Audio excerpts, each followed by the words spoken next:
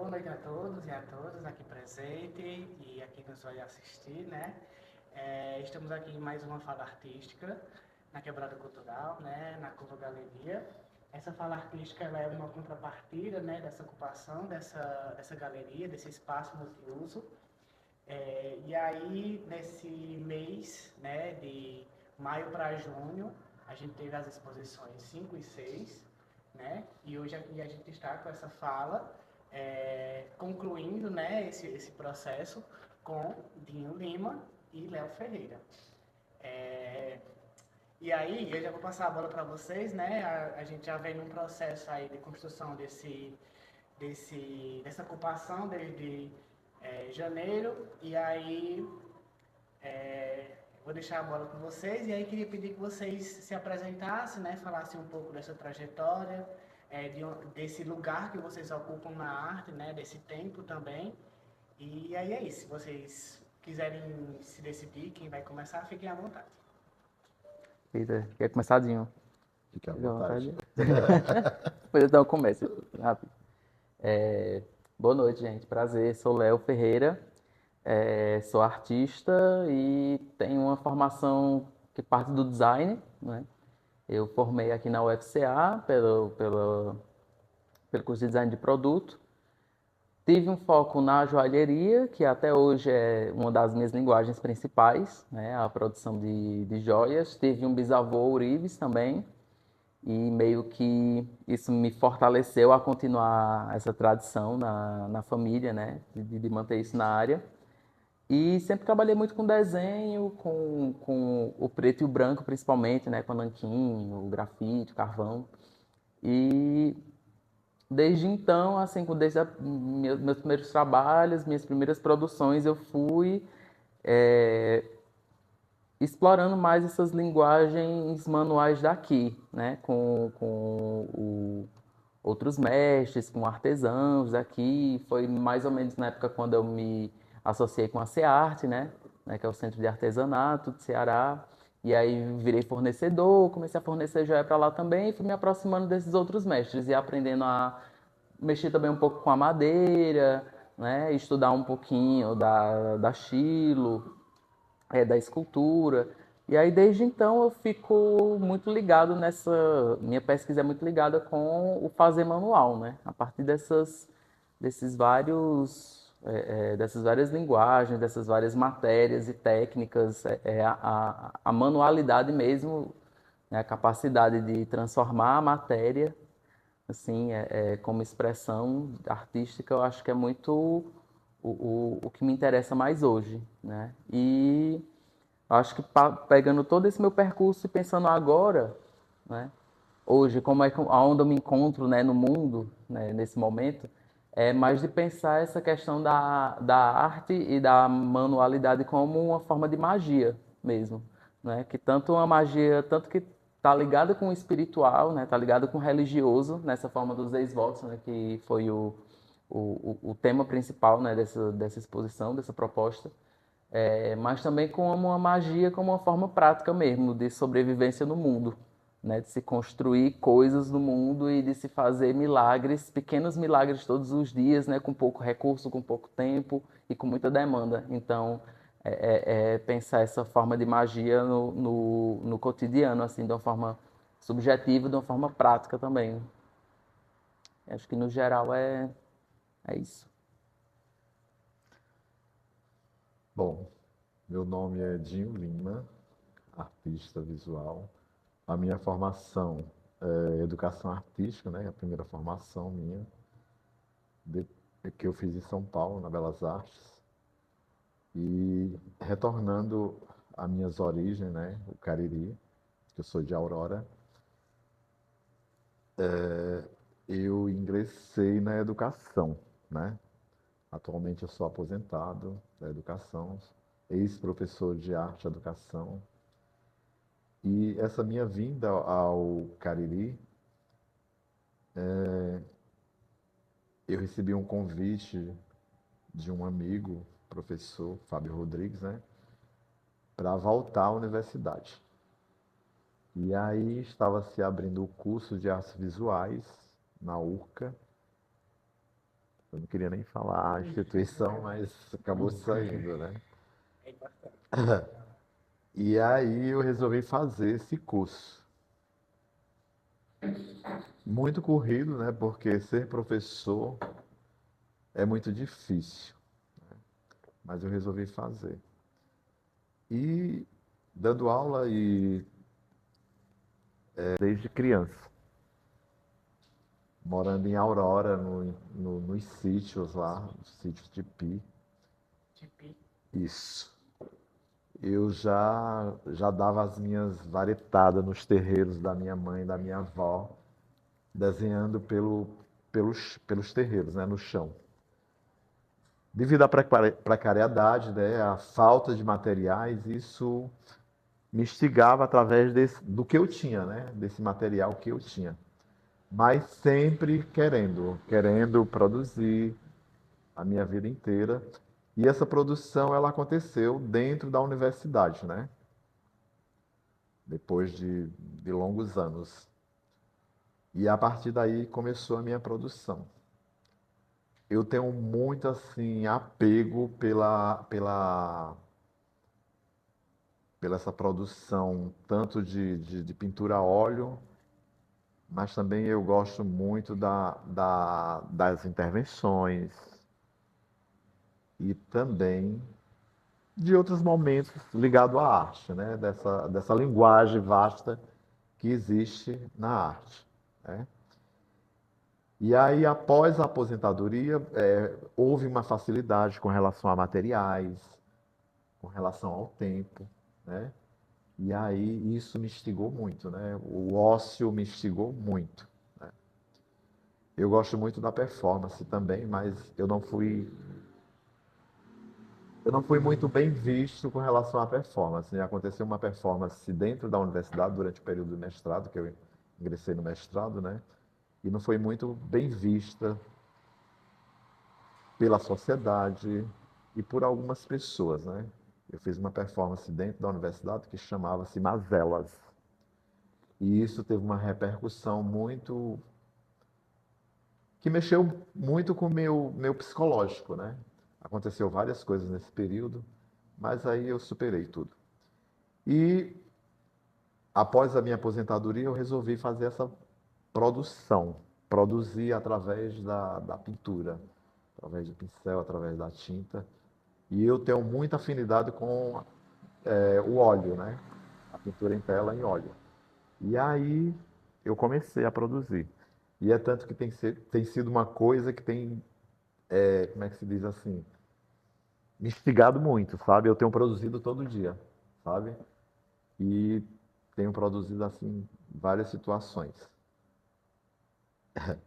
Eu falei outro dia para um amigo meu dizendo o seguinte: eu não sou visto como artista no Cariri, no Juazeiro, né? Então eu vou começar a olhar o Juazeiro diferente, fazer uma produção do que acontece aqui na região, né? É tanto que eu comecei a produzir essas obras que estão aqui presentes, né? Os mestres, trabalhando a memória, Já, né? já pegando um gancho, né, na sua fala, e já para a próxima pergunta, né? É, já fala para a gente sobre essa série, né? Sobre esse trabalho tão vasto que tu vem fazendo, desenvolvendo. Se eu não me engano, são mais de 20, né? Que tu já vem pintando. Esse olhar sobre as mestridades do Cariri, né? Que ele tem, para além desses 4 mestres que ele expõe. E um pouco sobre esse trabalho em si, né? O conceito dele, o Aham, título dele. aham. Bom, o título foi intitulado com Paleta dos Mestres, né? É um trabalho assim que eu acho assim riquíssimo com relação às cores, né? E esse trabalho veio a partir da minha mãe. A minha mãe era uma rezadeira, gostava de rezar renovações, né? Mas ela nunca foi inclusa nessa história que foi criada em titulação para os mestres, né? Foi criada até pelo governo do estado, né? Então ela não foi privilegiada, ela se foi, mas não foi privilegiada. Ela fazia renovações, gostava muito de rezar. E ela fez esse percurso de livre e espontânea vontade, ela não tinha nenhum fim lucrativo e tudo. Então foi a partir dela, né? E aí eu comecei a pintar alguns mestres, né? E, e eu vi essa questão dos mestres a partir do Mateu, que eu achava uma criatura que era muito simbólica e que representava que tinha todas essas características do mestre. E durante um período, trabalhando como professor, eu fiz um trabalho de pesquisa dos mestres. E a partir daí, eu comecei a ver os mestres que já tinham se ido, né? As características não são boas com relação a essas pessoas, né? São pessoas humildes, que moram na periferia, que já entra nesse processo para angariar fundo como sobrevivência, né? E foi a partir daí que eu comecei a ressaltar essas criaturas, né? E um dos primeiros mestres que eu pintei foi o Mateus de Barbalha, se eu não me engano, parece que é o nome dele, eu não me recordo. Hã? Cachoeira. Foi um dos primeiros, né? E a partir daí veio todos os outros mestres, né? Não só esse trabalho que eu desenvolvi. Durante esse processo que eu pintava aos mestres, também veio outras ideias. E aí surgiu a Beata Maria de Araújo, surgiu alguns nus, né? Que é um trabalho que eu pinto de nus, do corpo nu, né? Que foi uma pesquisa que eu fiz relacionada às redes sociais, né? Onde as pessoas se expõem muito com relação a estar mostrando o corpo, órgãos do corpo, né? E isso me despertou muito essa curiosidade, né? De fazer isso, de expor isso, né? E aí eu comecei a pintar paralelamente esse trabalho também, que eu tenho várias obras. E meu trabalho está muito ligado à minha questão de gênero também, né? Eu pintei outras pessoas que defendem a questão de gênero, né? São 24 telas, onde eu tenho representações de algumas pessoas que defendem a questão da sexualidade, né? Travesti, gays, pessoas que estão dentro do patamar social, né? Então é isso. Em relação a essa série, né? Tu tá finalizando uma tela, né? Inclusive, sobre mais uma mestrindade, mais duas mestrindades no Aham, Cariri, né? aham. Esse trabalho, Paleta dos Mestres, eu pintei memórias, né, de alguns que já se foram, né?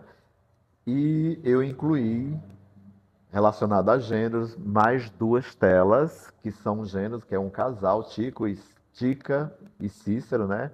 Que são casados, que são homossexuais, né? E também tem uma outra que é mestra também, que é mulher trans, né? Não me recordo o nome dela agora, né? Mas está incluso dentro dessa série. Eu acredito que eu já pintei 30 telas, com relação a mestres da cultura caririense. Então, né, falando dessa série que eu trago, né, para a exposição, essa série já foi exposta, ela foi, acho que a primeira exposição dela foi lá na galeria Daniel Walker, né, que é aquela que foi inaugurada da Refesa de Juazeiro.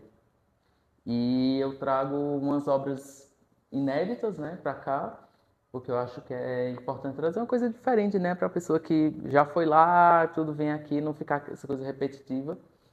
E esse trabalho, né, a exposição, o próprio título, né, Olhos de Folha Seca, ele vem a partir de um mestre escultor que estava lá, que ele é do Mestre Nosa, e um dia que eu estava lá trabalhando com o Haká, que foi um mestre já falecido, né, que é escultor também, ele me ensinou muito do que eu sei hoje de escultura, de prática. Ele estava me olhando, aí ele chegou, esse mestre que se chama Velho Índio, né, que o povo apelidou ele de Velho Índio, disse que eu tinha olhos de folha seca.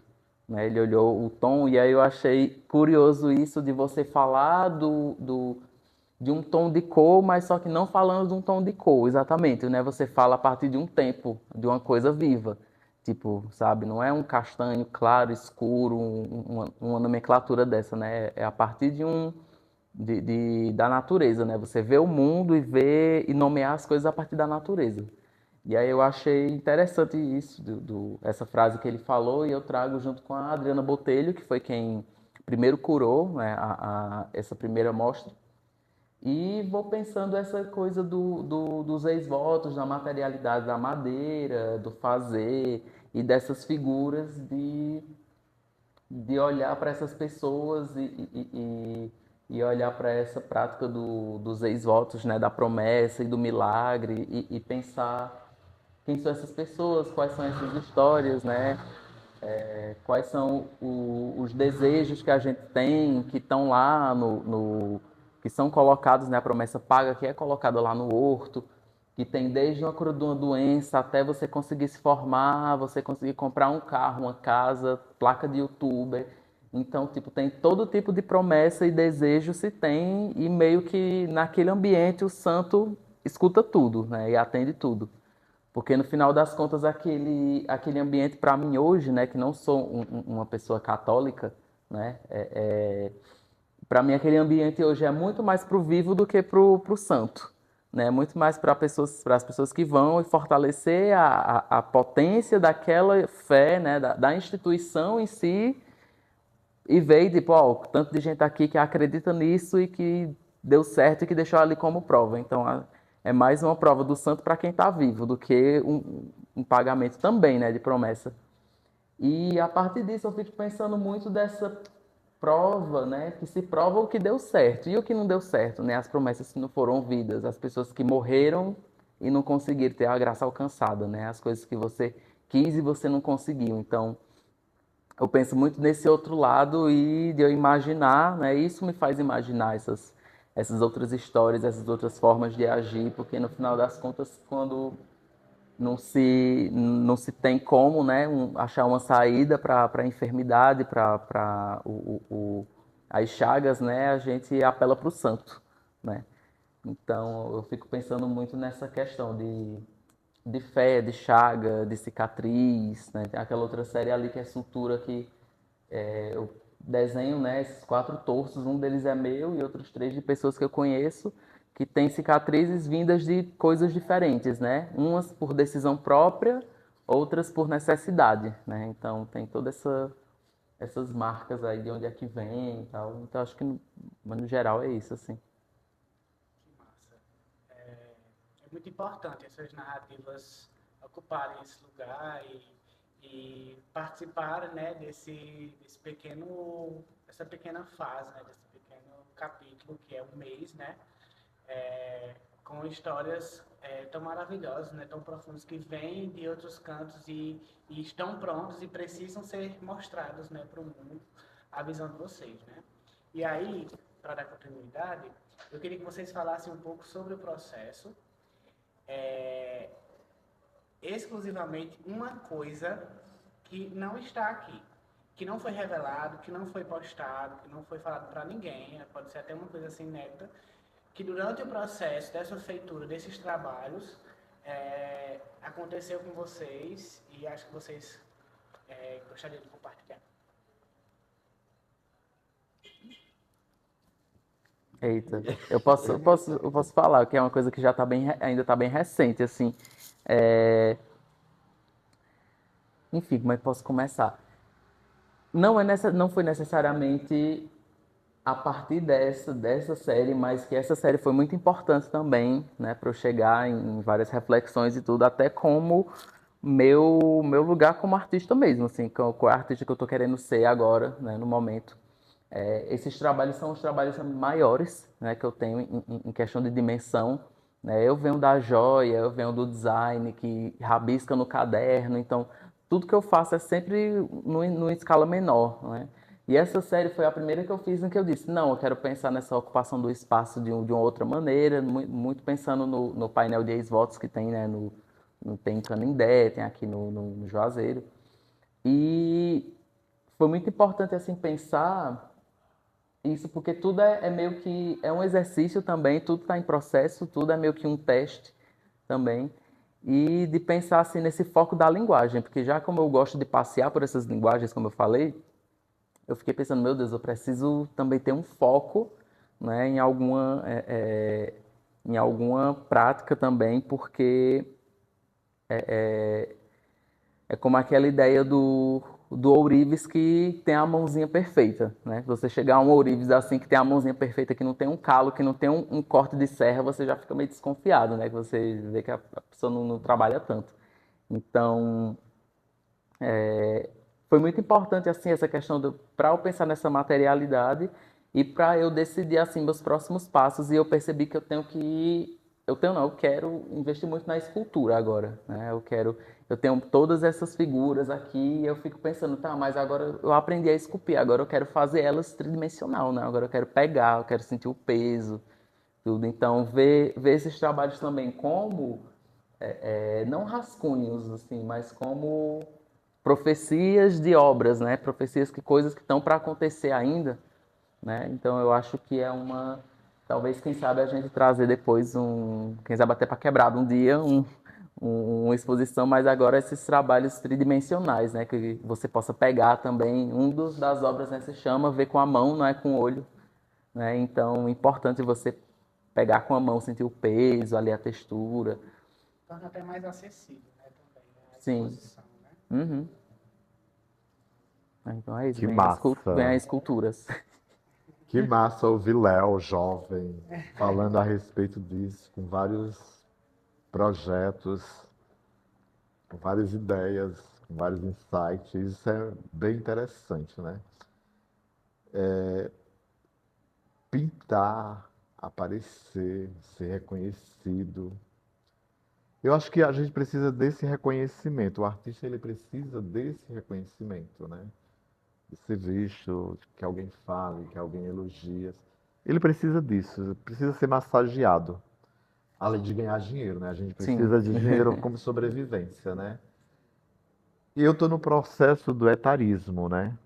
Eu me aposentei e eu me vi, isso é uma particularidade, né? Eu me aposentei e me vi assim, eu digo, nossa, eu não quero me tornar uma pessoa inútil, né?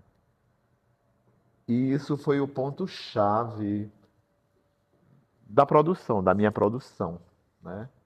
Então foi a partir daí que eu comecei a produzir. O processo de performance me deixou muito fechado. E assim, me retraiu, sabe? É como se tivesse me proibido de fazer, O de processo produzir. daquela tua É, performance, né? A exatamente. repercussão dela, né? A repercussão me clausurou, certo? E aí eu repensei, e foi exatamente o que fez com que eu resolvi. Eu digo, eu não posso ficar parado, né? Então isso me instigou a me reativar, né?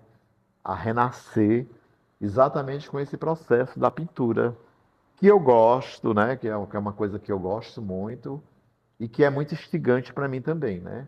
Então foi por conta disso, por conta de todo esse processo, eu perdi a minha mãe, eu perdi o meu companheiro também, sabe? Eu já não estava mais trabalhando, não estava mais produzindo, e essa foi a minha opção, né? Produzir, pintar, pintar, pintar. E é por isso que venho nesse processo, né? De pintar todos os dias. E isso é muito instigante para mim, porque cada dia surge várias e várias ideias. Quanto mais ela pinta, Mas ela quer. E é isso. É assim, esse processo é bem interessante. Bem que eu gostaria de pintar outras coisas também, né? Eu gosto muito de pintar o que agride a sociedade, talvez, ou então o que faça a sociedade pensar a respeito, né? E o corpo, eu acho que o corpo é um fator-chave para que as pessoas possam pensar a respeito, a sociedade possa pensar a respeito disso, né? É tanto que na minha performance eu tiro a roupa exatamente por isso. Nascemos nus, e por que não mostrar esse nu como forma de reivindicação também para a sociedade, né?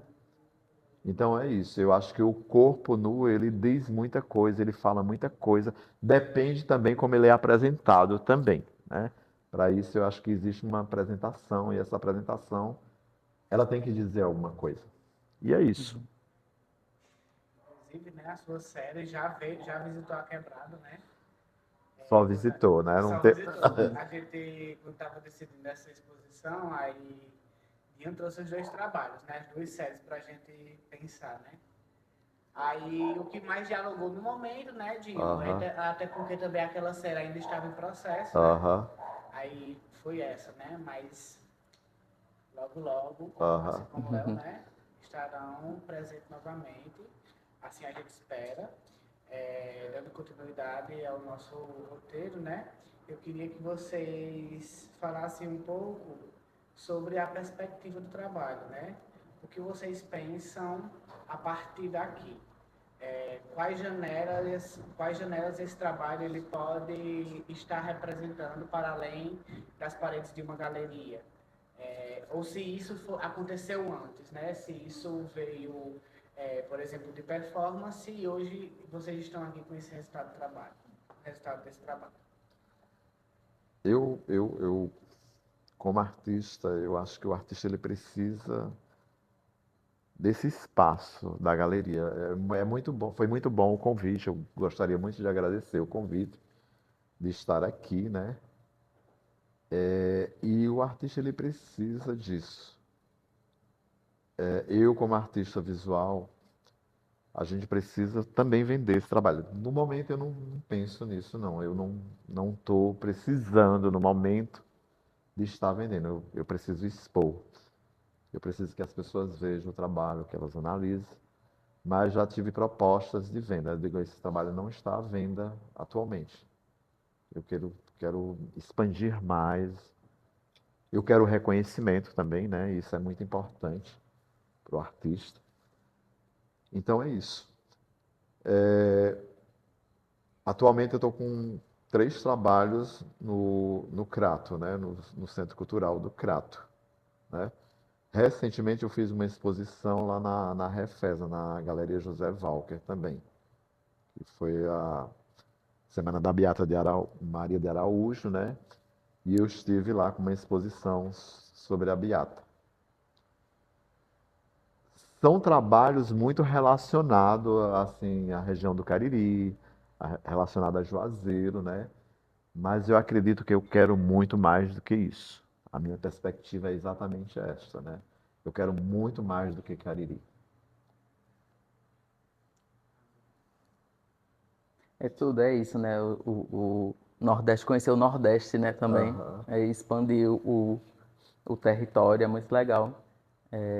E eu tenho muito essa vontade também, assim, como eu comentei, falei de Canindé, mas eu pessoalmente nunca fui, né? E eu sei que tem uma prática também de ex-voto lá que é muito interessante, inclusive para performance, porque lá quem que eu conheço que foi lá já diz que tem pessoas que deixam o cabelo crescer, tipo, até bater no chão e depois chegam de frente para lá que tem uns tonéis, assim, que tem umas grades que são cheias de ex-votos, é um acúmulo, assim, é um negócio bem cumulativo, bem maluco. E que viu lá uma mulher chegando com o cabelo batendo no chão, e aí senta, aí chega uma pessoa, corta o cabelo dela, enrola e deposita lá para pagar a promessa pro santo. Então, é uma coisa de performance também, né? A performance da fé.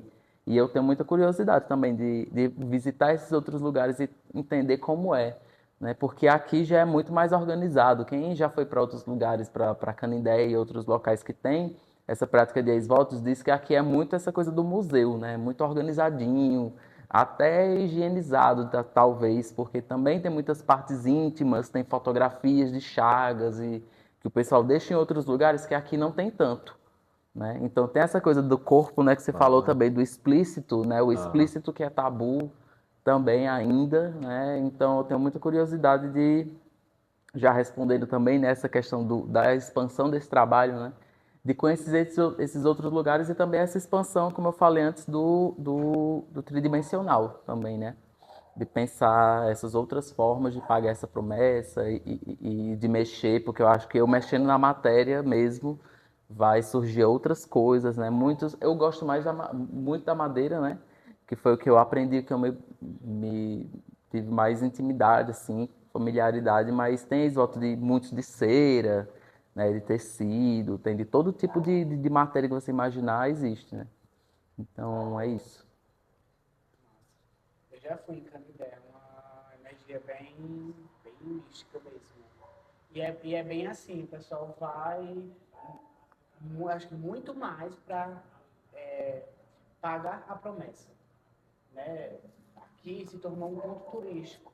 As pessoas vêm visitar, passear no ouro, tirar uma foto, né? Fazer aquele roteiro turístico, né? E lá no Canindé as pessoas vão muito mais para pagar a promessa. Até porque é um espaço aberto, né? E aí chegou, não tem muito suporte, pagou a promessa e vai embora. Eu, Mas é eu bem. acho assim, essa questão do turismo, o Juazeiro, né? O Juazeiro em si, que é uma cidade muito visitada por muitos nordestinos, existe essa característica da paga de promessa, né? Também.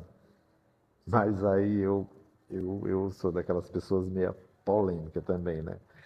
Existe a questão do turismo sexual também, né? Com Sim. certeza, por trás. Aí eu já fico pensando, imaginando coisas onde eu possa explorar essa questão do turismo sexual e transformar isso em arte, sabe? É meio louco da minha cabeça, mas não sei. Isso me instiga muito, essas coisas que são proibidas, né? É tanto que eu vou do religioso ao profano, sabe? Eu vejo muito isso. É o que mais tem nessa cidade. Aham, Uhum. exatamente. Gente, a gente já está se encaminhando para o fim, né? Nesse último momento, vocês podem falar sobre esse momento, como vocês se acharam, como vocês se sentem, né? O que vocês acharam sobre esse período de 4 finais de semana, né? Que a gente ficou aberto. E o que vocês mais quiserem falar, agradecer.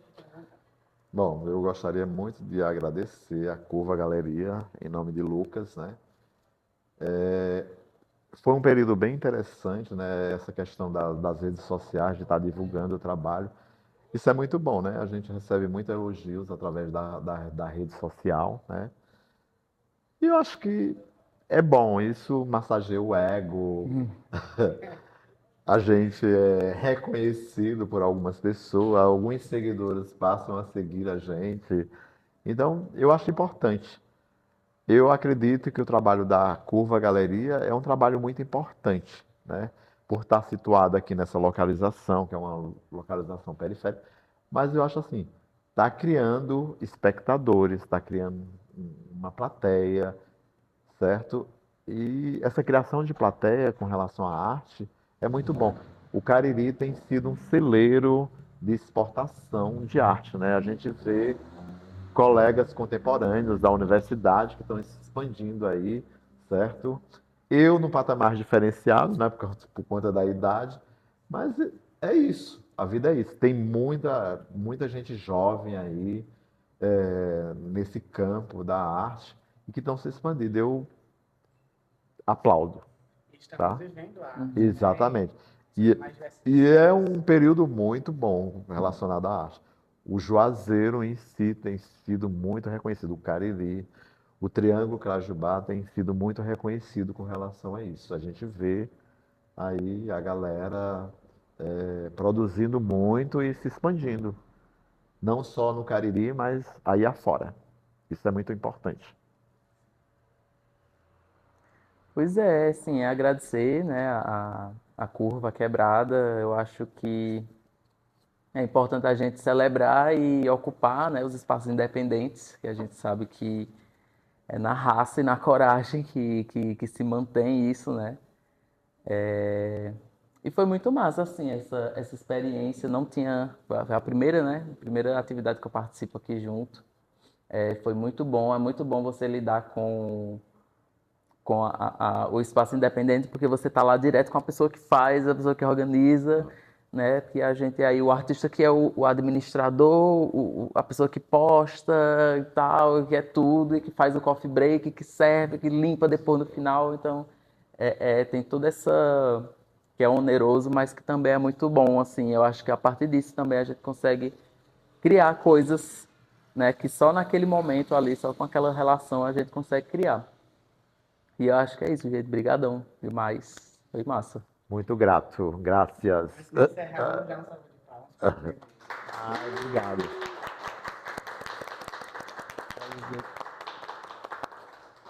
Queria dizer que esse espaço ele é para isso mesmo, né? Para a gente estar fomentando esses artistas, que vocês sejam sempre muito bem-vindos a esse espaço mais uma vez, né? Em momentos futuros, para exporem trabalho, também para consumir os trabalhos que aqui são expostos.